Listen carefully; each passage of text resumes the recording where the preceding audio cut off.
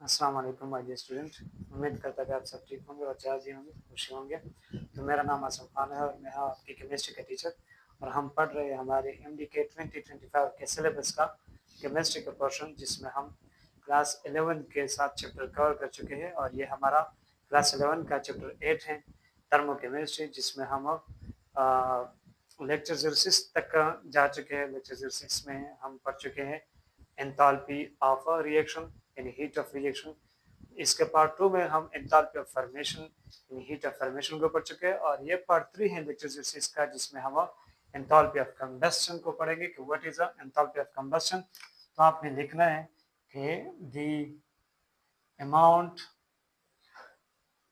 Of heat evolved when 1 mole of a substance burns completely in the presence of excess of air। तो वो amount of heat जो release हो जाए कब, जब हमारे पास 1 मोल ऑफ ए कंपाउंड यानी फ्यूल, जैसे कि मीथेन है, जैसे कि इथेन है, जैसे कि प्रोपेन है, ब्यूटेन है, एटसेट्रा, यानी अल्केन हमारे पास क्या है, फ्यूल्स होते हैं, वो बर्न हो सकते हैं in the presence of air. तो जब हमारे पास 1 mole of a substance completely burn करती है और इस दौरान जो अमाउंट ऑफ हीट रिलीज होती है, उस अमाउंट ऑफ हीट को हम क्या कहेंगे, हीट ऑफ कंबस्शन या एंथैल्पी ऑफ कंबस्शन। और यहाँ पर एक बात ये आपने याद रखनी है कि एंथैल्पी ऑफ कंबस्शन जो है वो हमेशा क्या रहेगी, नेगेटिव में रहेगी। यानी हमारे पास जब कंबस्शन होती है, किसी भी सब्सटेंस की जब बर्निंग होती है, तो उस दौरान हमारे पास हमेशा हीट रिलीज होती है, हीट एब्जॉर्ब नहीं होती, याद रखें। फॉर एग्जांपल आपके पास एक रिएक्शन है CH4 plus 2O2 gives us carbon dioxide plus water. ये एक रिएक्शन देता है आपको और लेट सपोज में इसको कहता है कि इसका जो हीट ऑफ रिएक्शन है वो लेट सपोज कितना है, -800 किलो जूल है। आप क्या करें, इसका हीट ऑफ कंबस्शन बता दें, heat of combustion of CH4, क्योंकि यहाँ कंबस्शन किसकी हो रही है, ऑक्सीजन की नहीं हो रही, ऑक्सीजन की प्रेजेंस में हो रही है, किसकी, मीथेन की। तो इसलिए हम हीट ऑफ कंबस्शन किसका ले रहे हैं, मीथेन का। तो heat of combustion of methane क्या होगा, तो आप लोग जरा सोचें कि यहाँ पर मेरे पास इस रिएक्शन में मीथेन बर्न हो रहा है और कंप्लीटली बर्न भी हो रहा है। याद रखें कि बर्निंग रिएक्शन में अगर आपको कार्बन डाइऑक्साइड और वाटर एज ए प्रोडक्ट मिल रहे हैं, so this is complete burning of alkane या अल्कीन या अल्काइन। तो जब ये हमारे पास कंप्लीट बर्निंग हो रही है किसकी, मीथेन की, और मीथेन है कितना, 1 मोल। तो यहाँ पर 1 मोल ऑफ मीथेन की कंप्लीट बर्न हो रही है, तो इस दौरान जो हीट ऑफ रिएक्शन होगा वो हमारा हीट ऑफ कंबस्शन भी होगा। यानी हमें कह सकता है कि यहाँ पर जो हीट ऑफ रिएक्शन है वो बेसिकली क्या है, heat of combustion of methane है, और वो है कितना, -800 किलो जूल पर मोल ऑफ मीथेन। क्लियर हो गया। इसी तरह अगर मैं आपसे कह दूं कि मेरे पास एक रिएक्शन है, एग्जांपल नंबर 2 में आपसे कह दो जैसे कि C2H6 plus O2 gives us carbon dioxide plus water. अब यहाँ पर मैं इसको बैलेंस कर दूं तो ये 2C2H6 है, ये 7O2, ये 4 कार्बन डाइऑक्साइड और ये 6H2O। आप लोग इसको बैलेंस कर सकते हैं। मैंने बैलेंस करने का तरीका भी अल्केन का बताया आपको, अल्केन का, अल्कीन का और अल्काइन का, इससे पहले वाले लेक्चर यानी लेक्चर 06 के पार्ट 2 एंथैल्पी फॉर्मेशन में जब हम ये वाला रिएक्शन कर रहे थे, तो उस दौरान मैंने आपको ये बैलेंसिंग का तरीका भी बताया है। अब जरा देख ले, कहते हैं कि इसके लिए जो हीट ऑफ रिएक्शन है वो है लेट सपोज कितना, लेट सपोज वो है 700 किलो कैलोरीज, -700 किलो कैलोरीज, यानी it is an exothermic reaction. आप क्या करें कि इसका हीट ऑफ कंबशन को मालूम करें, तो हम कह सकते हैं कि यहाँ पर जो हीट ऑफ रिएक्शन है वो heat of combustion of ethane, यहाँ पर कौन बर्न हो रहा है, इथेन बर्न। तो यहाँ पर जो हमारा हीट ऑफ रिएक्शन है वो heat of combustion of ethane के बराबर नहीं है। क्यों? क्योंकि हमें पता है कि what is heat of combustion when 1 mole of a substance Burns completely, और यहाँ पर 2 मोल्स ऑफ इथेन क्या हो रहा है, बर्न्स हो रहा है कंप्लीटली। तो यहाँ पर मैं कह सकता कि हीट ऑफ रिएक्शन जो है वो क्या है, 2 times of heat of combustion या enthalpy of combustion of ethane. Clear है?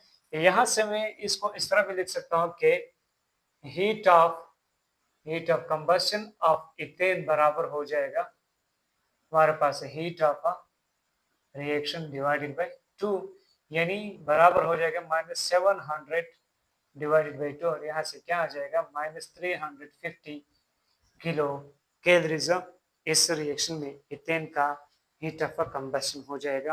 हीट ऑफ कंबशन क्या होता है? When 1 mole of a substance burns completely in the presence of excess of air is called heat of combustion या enthalpy of combustion। और यहाँ से एक खूबसूरत सा न्यूमेरिकल्स हमें मिलता है, और वो क्या होता है, मैं इसको मिटा दो, डिफिनीशन में आपने लिखा होगा।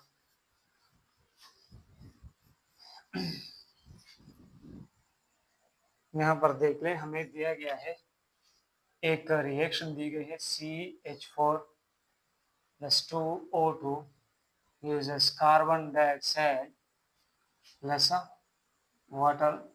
ये बैलेंस्ड केमिकल इक्वेशन है। मीथेन की बर्निंग हो रही है, इसकी बर्निंग हो रही है, मीथेन की बर्निंग का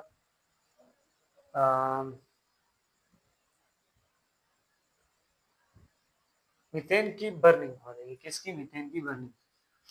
और यहाँ पर हमें दी गई है कि एंथैल्पी ऑफ फॉर्मेशन CH4 जो है वो है, लेट सपोज कितनी, -100 किलो जूल पर मोल, लेट सपोज की बात हो रही है। यानी हमें ये वैल्यू दी गई है, हमें नहीं पता exact value enthalpy of formation of methane क्या है, वो हम नहीं लग रहे, हम अपने आप से एक क्वेश्चन सेट कर रहे हैं। तो enthalpy of formation of carbon dioxide जो है वो है, लेट सपोज -3, इसको -400 लेते हैं, -400 किलो जूल पर मोल। और इसी तरह enthalpy of formation of water जो है वो कितना है, लेट सपोज वो है हमारे पास -200 किलो जूल पर मोल। और यहाँ हमसे पूछा गया है कि इस रिएक्शन के लिए आपने क्या मालूम करना है। इस रिएक्शन के लिए आप क्या करें, कैलकुलेट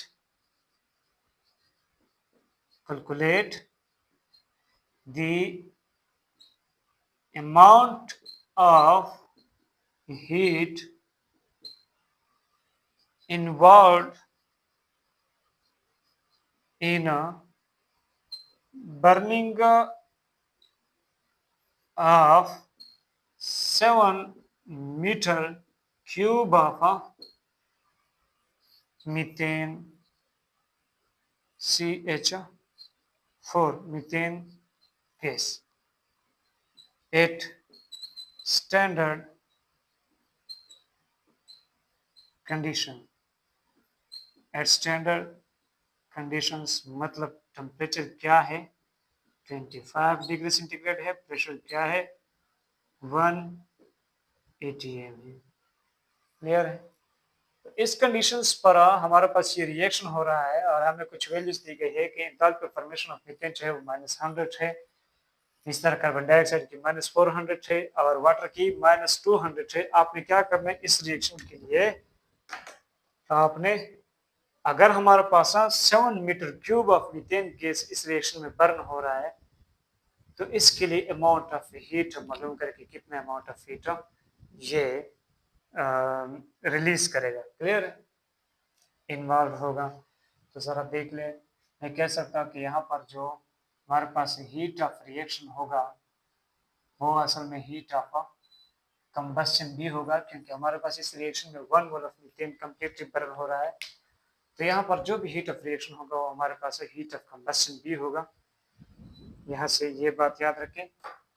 अब ज़रा देख लें कि हमारे पास हीट ऑफ रिएक्शन जो है हमें पता है कि वो बराबर है heat of formation of product minus heat of formation of reactant. तो हमारा हीट ऑफ रिएक्शन बराबर हो जाएगा enthalpy of formation of carbon dioxide, enthalpy of formation of carbon dioxide plus enthalpy of formation of water minus enthalpy of formation of methane। अच्छा, यहाँ पर हम 2 लगाएंगे, 2 टाइम्स, क्योंकि हमारे पास वाटर की मोल्स कितने हैं, 2 है। enthalpy of formation of methane CH4 plus enthalpy of formation of oxygen, यहाँ पर भी हम 2 लगाएंगे, ये हमें पता है कि यहाँ पर 2 मोल्स ऑफ ऑक्सीजन है। तो जरा देख लें हमारा हीट ऑफ रिएक्शन सा बराबर हो जाएगा enthalpy of formation of carbon dioxide कितना है, -400 प्लस 2 इंटू वाटर की एंथैल्पी ऑफ फॉर्मेशन कितनी है, -200। तो इसको इससे हम माइनस करेंगे, enthalpy of formation of methane कितना है, minus into -100 minus into -100 plus enthalpy of formation of oxygen, यहाँ पर 2 लगाएंगे। और enthalpy of formation of oxygen आपको पता है कि ये चूंकि स्टैंडर्ड कंडीशन की हम बात कर रहे हैं, तो यहाँ पर ये enthalpy of formation of oxygen भी स्टैंडर्ड एंथैल्पी ऑफ ऑक्सीजन है। और आपको पता है कि standard enthalpy of a substance in its free and naturally occurring state is equal to 0। Oxygen का O2 जो है ये इसका नेचुरल स्टेट है गैसियस स्टेट में, और ये सिर्फ फ्री भी है। तो यहाँ पर इनकी एंथैल्पी क्या रहेगी, 0 रहेगी। तो मैं लिख सकता हूँ कि -400 -200 -2 मल्टीप्लाइड बाई 2 -400, तो यहाँ से आएगा -800, और यहाँ माइनस अब माइनस क्या हो जाएगा, माइनस अब माइनस हो जाएगा प्लस और 100, और यहाँ 2 multiplied by 0 is equal to 0, तो यहाँ से आएगा -700। क्लियर। सो ये हो गई हमारे पास heat of reaction, heat of reaction हो गई। आप लोग कैलकुलेशन को जरा रिपीट कर सकते हैं, अगर वीडियो स्टॉप हो गई थी तो मैंने फिर से रिज्यूम किया। अब जरा देख ले हमारे पास हीट ऑफ रिएक्शन क्या आ चुकी है, -700। और आपको पता है कि हीट ऑफ रिएक्शन जो है वो हमारा हीट ऑफ कंबस्शन है यहाँ पर, क्योंकि 1 मोल मीथेन कंप्लीटली बर्न हो रहा है। और ये हमारे पास कितना है, -700 किलो जूल पर मोल ऑफ मीथेन गैस। यानी ये क्या हो जाएगा, आप लोग देख सकते हैं हीट ऑफ कंबस्शन किसका होता है, जो फ्यूल जो बर्न होता है। तो यहाँ इस रिएक्शन का जो हीट ऑफ रिएक्शन है वो इसके हीट ऑफ कंबस्शन के बराबर है। हीट ऑफ कंबस्शन किसका, मीथेन का, और वो कितनी हो गई, -700 किलो जूल पर मोल ऑफ मीथेन। तो मैं देख सकता कि 1 मोल ऑफ मीथेन जो है, 1 मोल ऑफ मीथेन वो मुझे कितना हीट दे रहा है, 700 -700 किलो जूल। और 1 मोल आपको पता है कि स्टैंडर्ड टेम्परेचर पर किसी भी सब्सटेंस का 1 मोल, अगर कोई भी 1 मोल गैस है तो इसका वॉल्यूम कितना होता है, 22.4 dm3 molar volume of any gas at standard temperature and pressure is equal to 22.4 dm3। यहाँ पर ये 1 मोल मीथेन गैस है, और हमें पता है कि ये जो रिएक्शन है स्टैंडर्ड टेम्परेचर एंड प्रेशर की बात की गई थी लास्ट में क्वेश्चन में हमें बताया गया था। तो इसका मतलब है कि अगर 1 मोल CH4 गैस है, इसका मतलब है कि 22.4 dm3 हमारे पास क्या है, CH4 गैस है, और वो कितना, अगर 1 मोल ये दे रहा है तो इसका मतलब है कि ये भी मैं वो हमें -700 किलो जूल एनर्जी दे रहा है, हीट दे रहा है। अब जरा देख ले कि आपको पता है कि डीएम क्यूब जो होता है वो हमारे पास बराबर होता है 10 की power -3 metre cube. 1 dm cube is equal to 10 की पावर -3 मीटर क्यूब। तो 22.4 डीएम क्यूब का मतलब क्या हो जाएगा कि 22.4 मल्टीप्लाइड बाई 10 की power -3 metre cube CH4 gas हमें कितना हीट दे रहा है -700। तो 1 मीटर क्यूब हमें कितना 1 मीटर क्यूब ऑफ CH4 हमें कितना देगा -700 divided by 22.4 multiplied by 10 power -3। और इसी तरह हमसे पूछा गया था कि 7 metre cube of methane gas 7 metre cube of methane gas आपको कितना हीट देगा। तो आप जरा देख ले कि अगर 1 मीटर क्यूब हमें दे रहा है 700 divided by 22.4 multiplied by 10 power -3, इतना हीट हमें दे रहा है। तो 7 मीटर क्यूब हमें देगा कितना heat 700 divided by 22.4 multiplied by 10 to the power -3 multiplied by 7. Clear? So this is the answer of 7 meter cube methane gas जो हमें हीट देगा, इतना हीट हमें वो देगा। क्लियर है? तो आपने क्या करना है, इन सारे क्वेश्चन को नोट डाउन करना है अपने पास। नाइट काफी ज्यादा हो चुकी है, आंखें खुद ब खुद बंद हो रही है। और क्या ना हो जो कहते हैं ना कि आज जाने की जिद ना कर, आंखें बंद हो रही है खुद ब खुद। नींद का गलबा है काफी ज्यादा।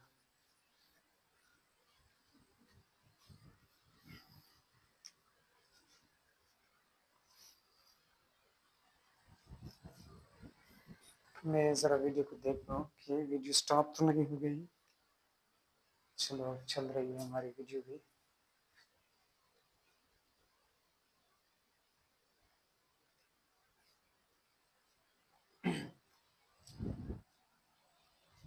अब जरा देख ले, एक होती है यहाँ पर हमारे पास एक टर्म है कैलोरीफिक वैल्यूज। कैलोरीफिक वैल्यूज ये भी यहाँ पर हम डिस्कस कर लेते हैं और इसकी काफ़ी ज़्यादा इंपॉर्टेंस है। कैलोरीफिक वैल्यूज आपको पता है कि ये हमें किस चीज़ के बारे में बताते हैं, इसका सिग्निफिकेंस क्या है थर्मोकेमिस्ट्री में। ये हमें दो फ्यूल्स के बारे में बताते हैं कि कौन सा फ्यूल बेटर है, मतलब कौन सा फ्यूल ज़्यादा एनर्जी दे रहा है। तो एनर्जी के लिहाज से हमारे पास कौन सा फ्यूल बेटर है ये हमें कौन बताता है, calorific value. Calorific value for example आपके पास मीथेन जो है यानी heat of combustion of methane जो है, लेट सपोज वो कितना है, मैं कहता हूँ कि -900 किलो जूल पर मोल, यानी ये हमें कितना हीट देता है 900 किलो जूल पर मोल देता है। और इसी तरह एक है हमारे पास ब्यूटेन, तो इसका हीट ऑफ कंबस्शन जो है C4H10 वो कितना है -3000 किलो जूल पर मोल, यानी ब्यूटेन जो है वो हमें कितना पर मोल 3000 किलो जूल देता है, जबकि मीथेन जो है वो हमें कितना देता है -900 किलो। तो अब अगर हम देख ले तो बज़ाहिर तो हमें ये लगता है कि ब्यूटेन हमें ज्यादा एनर्जी दे रहा है देन मीथेन, लेकिन अगर हमें आपको बता दें इसकी कैलोरीफिक वैल्यूज आप देखेंगे तो आपको पता लग जाएगा कि कौन असल में ज्यादा एनर्जी दे रहा है। तो यहाँ पर देख ले, यहाँ पर बात हो रही है कि enthalpy of combustion of methane जो है वो कितना है -900 किलो जूल पर मोल, यानी 1 मोल ऑफ CH4 गैस जो है वो आपको कितना दे रहा है -900 किलो जूल एनर्जी दे रहा है, यानी और 1 मोल में हमारे पास मीथेन गैस कितना होता है आपको पता है, molar mass of methane is equal to 16 gram of methane is equal to 900, यानी अगर आप बात करें 1 मोल की, तो 1 मोल का मतलब ये है कि 16 ग्राम ऑफ मीथेन गैस हमें -900 किलो जूल पर मोल एनर्जी दे रहा है। तो अगर हम 1 ग्राम की बात करेंगे तो 1 ग्राम ऑफ CH4 हमें कितना देगा, वो हमें देगा -900 डिवाइडेड बाई 16, और यहाँ से लेट्स सपोज आई थिंक आता है 65.75, अप्रॉक्सीमेटली इतना ही आ रहा है। इतना एनर्जी ये हमें दे रहा है, -56.75 किलो जूल। यहाँ शायद मैं गलती कर रहा हूँ, लेकिन आपने चेक करना है। क्लियर है? अब सारा देख ले, 1 mole of heat of combustion का मतलब क्या है कि 1 मोल ऑफ ब्यूटेन। तो 1 मोल ऑफ ब्यूटेन हमें कितना हीट दे रहा है, 1 मोल ऑफ C4H10 यानी ब्यूटेन, वो हमें कितना हीट दे रहा है, 3000 किलो जूल। इसका मतलब ये है कि कितना, इसका मोलर मास कितना हो जाएगा ब्यूटेन का, कार्बन का मास 12 है, तो 12 4 48 से जमा 10 58 ग्राम। तो 58 ग्राम ऑफ C4H10 हमें दे रहा है -3000 किलो जूल एनर्जी। तो 1 ग्राम ऑफ ब्यूटेन हमें कितना एनर्जी देगा, C4H10 वो हमें देगा -3000 डिवाइडेड बाय 58, और यहाँ से आई थिंक आता है 51 पॉइंट, जो भी है आपने वो देखना है। तो इसका मतलब ये है कि 1 ग्राम of methane, 1 gram of methane हमें 56.75 किलो जूल एनर्जी दे रहा है, और 1 ग्राम ऑफ ब्यूटेन हमें 51 पॉइंट समथिंग का एनर्जी दे रहा है। तो इसका मतलब ये है कि हमें मीथेन पर ग्राम एनर्जी ज्यादा देता है देना ब्यूटेन पर ग्राम। और आपको पता होना चाहिए कि what is calorific, कि the amount of heat, the amount of heat released by a substance, released by a substance पर 1 ग्राम, यानी जब उनका 1 ग्राम जलता है तो उस दौरान जो उनसे एनर्जी निकलती है उसको हम कहते हैं इसकी कैलोरीफिक वैल्यूज।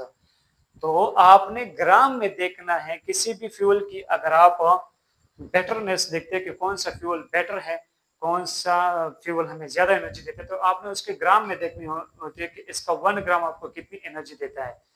तो अब हमने देखा कि 1 ग्राम ऑफ ब्यूटेन जो है वो हमें कम एनर्जी देता है देना 1 ग्राम ऑफ मीथेन। तो इसका मतलब ये है कि हमारे पास मीथेन जो है वो बेटर फ्यूल है देना ब्यूटेन।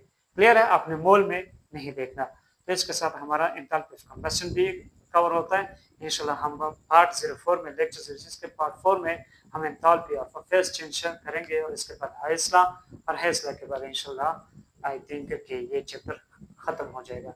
तो मिलेंगे नेक्स्ट क्लास में, तब तक के लिए अल्लाह हाफिज and good night and have a very good dreams.